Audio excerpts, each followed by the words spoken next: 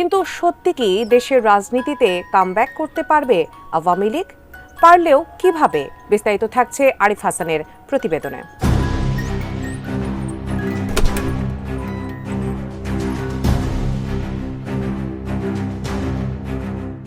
সদ্য বিদায়ী বছরের ২৪ অক্টোবর রাতে বগিলাঞ্চ্যুত হওয়ার ঘটনায় যখন ট্রেনের শিডিউল তছনছ, তখন কমলাপুর রেল স্টেশনের বহির্গমন পথের ডিসপ্লেতে ভেসে ওঠে আওয়ামী লীগ জিন্দাবাদ লেখা। রেল কর্তৃপক্ষের দাবি, কে বা কারা সফটওয়্যারের মাধ্যমে ডিজিটাল বোর্ডের সিস্টেম হ্যাক করে এই লেখা ইনস্টল করেছে।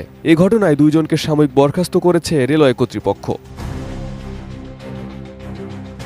একই ঘটনা খুলনা রেলওয়ে স্টেশনেও। গত ১৪ ডিসেম্বর খুলনা রেল স্টেশনের মূল ফটকের সামনে ডিজিটাল ব্যানারে ভেসে ওঠে ছাত্রলীগ ভয়ঙ্কর রূপে ফিরবে, জয় বাংলা, জয় বঙ্গবন্ধু, শেখ হাসিনা আবার আসবে। পরে স্থানীয়দের মাধ্যমে খবর পেয়ে বৈষম্য বিরোধী ছাত্র আন্দোলন এবং স্থানীয় বিএনপি নেতাকর্মীরা রেল স্টেশনে বিক্ষোভ করেন। খবর পেয়ে ঘটনাস্থলে এসে পুলিশ জিজ্ঞাসাবাদ করে রেল স্টেশন থেকে একজনকে আটক করে। শেকড় থেকে শিখরে এমন কর্মকাণ্ডে বাদ যায়নি মসজিদও। গত ৩০ ডিসেম্বর দুপুরে ফেনী কেন্দ্রীয় বড় মসজিদের নামাজের সময়সূচির ডিজিটাল স্ক্রিনে প্রদর্শিত হয় আওয়ামী লীগ আবার ফিরবে, জয় বাংলা। এ ঘটনায় স্থানীয়রা তাৎক্ষণিকভাবে একজন অপারেটরকে আটক করে পুলিশের হাতে তুলে দেয়। এ ঘটনায় ফেনীর সব মসজিদ, মাদ্রাসা, বিদ্যালয় ও বিপণী বিতানে স্থাপিত ডিজিটাল বিজ্ঞাপনী বিলবোর্ড সাময়িকভাবে বন্ধ রাখার নির্দেশ দেন ফেনীর জেলা প্রশাসক। এবার এমন ঘটনা ঘটল চুয়াডাঙ্গার একটি প্রাথমিক বিদ্যালয়ের ডিজিটাল স্ক্রিনে। নতুন বছরের শুরুর দিনে জীবননগর উপজেলার একটি সরকারি প্রাথমিক বিদ্যালয়ের মূল ফটকের ডিজিটাল সাইনবোর্ডের স্ক্রিনে ভেসে ওঠে আওয়ামী লীগ আবার ভয়ঙ্কর রূপে ফিরবে। এসব ঘটনায় স্থানীয়দের মধ্যে চরম উত্তেজনা বিরাজ করছে। স্থানীয়রা এসব ঘটনাকে হুমকি হিসেবে দেখছেন।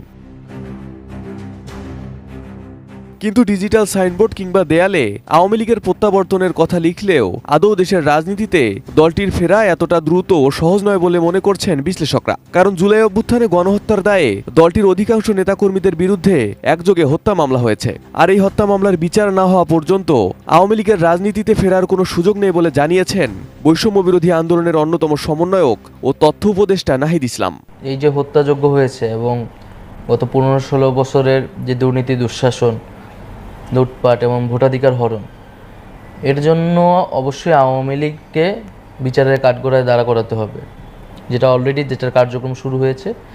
কারণ আওয়ামী লীগ দল হিসেবে এবং তাদের নেতাকর্মীরা ব্যক্তিগত জায়গা থেকেও এই সকল অপকর্মের সাথে জড়িত ছিলেন এবং এই গণহত্যার প্রধানতম তারা নির্দেশদাতা ছিলেন। তো সেই জায়গা থেকে তাদের যে হত্যাগুলো তারা করেছেন এবং যে অপকর্মগুলো করেছে সেটার জন্য তাদেরকে বিচারের মুখোমুখি করা, বিচার প্রক্রিয়ার পরেই আসলে এটা বলা যাবে যে আওয়ামী লীগের রাজনীতি কতটুকু থাকবে বা থাকবে না, এবং জনগণই সেটা সিদ্ধান্ত নেবে। কিন্তু সবার আগে বিচারের আগে তাদের রাজনীতি বা তাদেরকে পুনর্বাসন করার কোনো সুযোগ নেই। জুলাইয়ের তীব্র আন্দোলনের মুখে গত ৫ আগস্ট দেশ ছেড়ে ভারতে আশ্রয় নিয়েছেন ক্ষমতাচ্যুত শেখ হাসিনা। এরপর একযোগে গা ঢাকা দিয়েছেন দলটির অধিকাংশ নেতাকর্মীরা। কিছু নেতাকর্মী গ্রেপ্তার হলেও বেশিরভাগই রয়েছেন এখনও আত্মগোপনে। বাংলাদেশের রাজনৈতিক ইতিহাসে কোনো দলের নেতাকর্মীদের একযোগে গা ঢাকা দেওয়ার ঘটনা এবারই প্রথম।